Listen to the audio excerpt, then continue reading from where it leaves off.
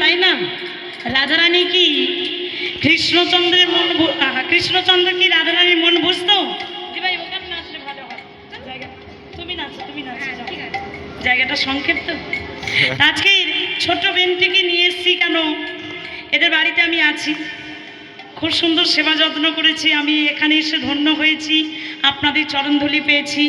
আমি কীর্তনিয়া শম্পা মণ্ডল। এখনো পর্যন্ত যদি আমার সাথে যোগাযোগ করবার মতো আপনাদের কাছে ভিজিটিং কার্ড না থাকে, এখান থেকে ভিজিটিং কার্ড সংগ্রহ করবেন।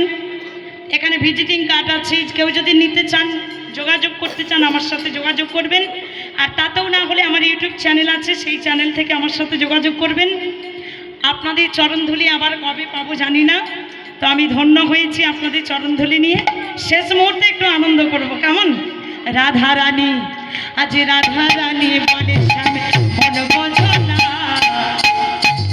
কালার প্রেমে হয়ে দিবানা, রাধারানীর মন ভালো না, কালার প্রেমে হয়ে দিবানা।